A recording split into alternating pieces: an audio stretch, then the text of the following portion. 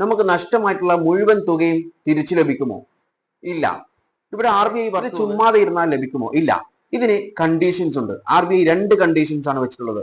ഒന്നാമത്തെ condition, digital തട്ടിപ്പിൽ ഇരയായ ആളുകൾക്ക് ഒരു ആശ്വാസ വാർത്തയുമായിട്ടാണ് RBI രംഗത്ത് വന്നിട്ടുള്ളത്.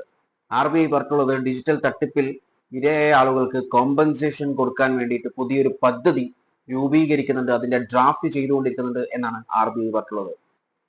ഇതിന്റെ എലിജിബിലിറ്റി എന്താണ്, ഏതൊക്കെ ഫ്രോഡാണ് ഇതിൽ ഇൻക്ലൂഡ് ചെയ്യുക, അതുപോലെ ഇതിന്റെ കണ്ടീഷൻസ് എന്താണ്, അതുപോലെ ഇത് എങ്ങനെ വർക്ക്ഔട്ട് ആവുന്നു, ഫണ്ടിങ് എങ്ങനെ വരുന്നത് എന്നൊക്കെ കാര്യങ്ങളൊക്കെ അറിയാൻ വേണ്ടി ഈ വീഡിയോ മുഴുവനായിട്ട് കാണാൻ ശ്രമിക്കുക.